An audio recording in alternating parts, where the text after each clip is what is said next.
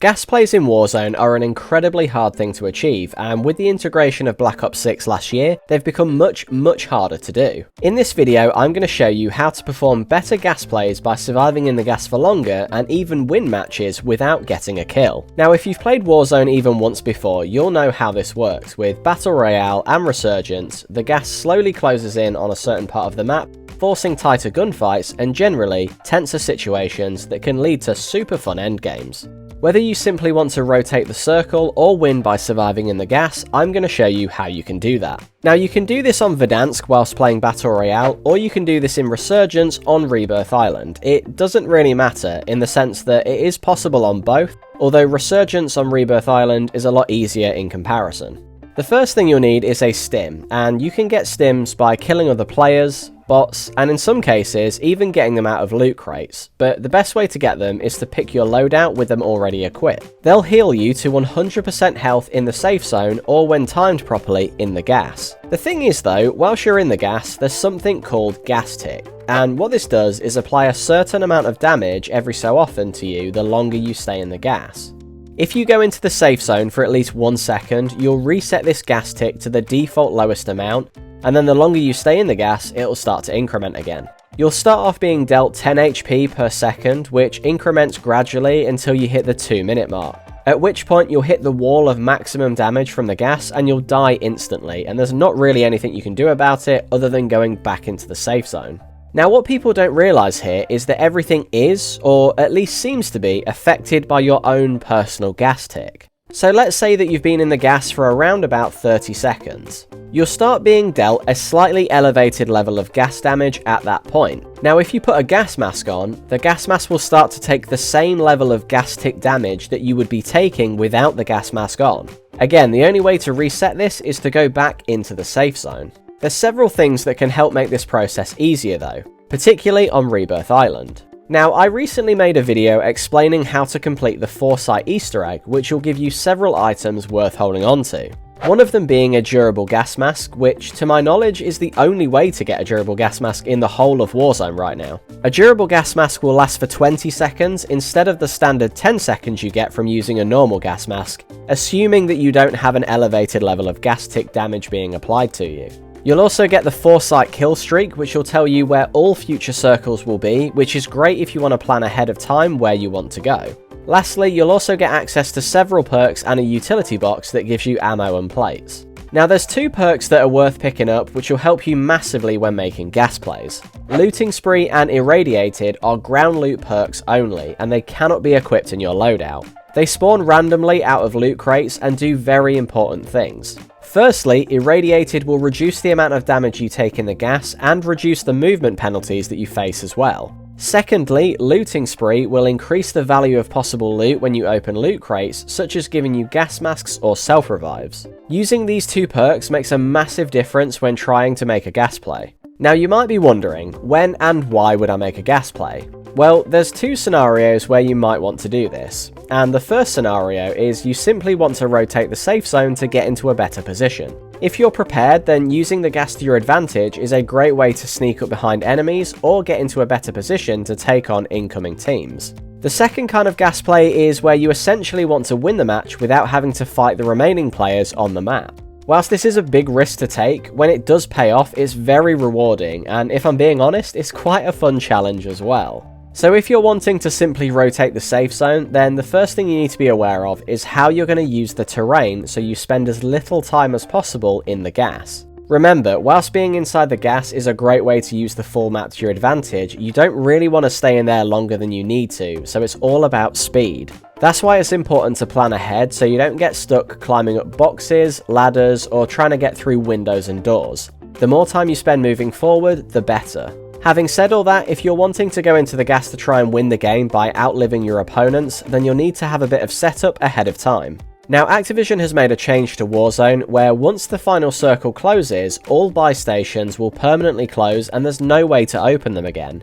So unfortunately, you can't save up loads of money and just buy gas mask after gas mask anymore. Another thing to consider is that you cannot place field upgrades, particularly ammo boxes, to replenish your stims in the gas when the safe zone is 40 meters away. Trying to place an ammo box down too far into the gas will prevent you from finishing the animation, and on screen it'll tell you that it can't be placed in the gas. Here's the thing though, you can place ammo boxes, and other field upgrades for that matter, in the gas. You just need to make sure that the distance you are directly from the safe zone is less than 40 meters in a straight line. This moves me on to my next point with regards to planning ahead. During a Resurgence match, you'll get a fire sale, which heavily discounts lots of items at a buy station so you can buy things more cheaply. Now, what a lot of people don't realise is that during a fire sale, you'll be able to get a self-revive for free, which is super useful during gas plays, especially if you make a mistake. If you already have a self-revive on you, it's worth getting a free one to use as a spare later on in case you need it. During the fire sale though, it's crucial that you buy as many ammo boxes as you can because you need to get the timing right. If you wait until there's about half the time remaining for the fire sale, spam buy the ammo boxes and then drop all the weapons that you have onto the floor. Then you'll want to pick up and place the ammo boxes on the floor and then use them to get the stims and any lethal grenades that you might have stashed up. You can usually only hold 2 stims, however you can get a munition satchel from the buy station by trading in your ID card, but that's random depending on the colour card that you get. Having said all that, 2 stims is usually enough as long as you stash as many stims as you can on the floor. The reason it's worth dropping your guns is that if you have any guns equipped while using an ammo box, it will give you ammo for those guns as well, like the assault rifle ammo and the sniper ammo in my case here. The reason this is bad is because it adds more loot onto the floor in a game, and there's only a finite amount of loot that you can have in the game at any one time. If other players, for example, are also doing this as well, it means that there'll be loads of loot on the floor and gradually it will start to disappear sooner to make room for new loot created by stuff like loot crates and buy stations and so on and so on. The only thing that doesn't seem to be affected is the loot that starts on the ground, like the self-revives, gas masks and utility boxes that are dotted around Rebirth Island at the start of the game. That loot seems to be exempt until a player actually picks them up. So let's assume that you've gone to a buy station during a fire sale and you've stocked up on loads of stims for later and you're ready for a gas play at the end. Well, the first thing I advise is staying near the edges of the gas circle, because whilst there's plenty of places around Rebirth Island to hide, sometimes it's a little bit too risky. I tend to stay on the outer edges and follow the gas in, and lying prone with your knife out is actually very effective in a way of blending in and looking like a dead player. In some instances, people will run right by you without even noticing. Once the final circle closes, you'll need to make sure that you can get to your nominated buy station quickly enough and using your stims exactly when you need to.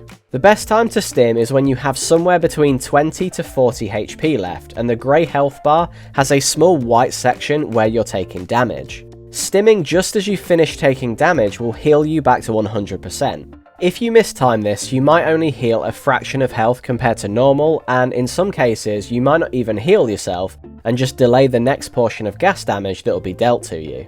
It's also worth noting that whilst in the gas you'll start to cough, and there's no way to prevent the coughing pings on the minimap. That means if a team is alert to what you're doing, they would be able to see where you are on the map from where you're coughing. Now, if you've managed to time the stim stash right, you should be able to outlive your opponents by stimming at the right time and, if needs be, using your self-revive to buy you some extra time if you run out of stims. It's also worth noting that you'll take damage from the gas while self-reviving, so it's best to try and use your self-revive earlier rather than later, as sometimes the time it takes to self-revive might be too long before you can stim to 100% health again and stay alive longer. If everything works out well though, you should be able to pull it off and grab the win without even firing a bullet. I found that it's actually easier to do this kind of gas play in non-casual playlists. The reason being is that because there's so little players in a casual mode from the start, by circle 5 or 6 there's usually only 2 or maybe even 3 real teams left, and generally, once it's you versus the last team, it can be really hard to hide and then run away into the gas. I seem to have much more luck playing Resurgence solos compared to the team-based playlists, but that's all there is to it really.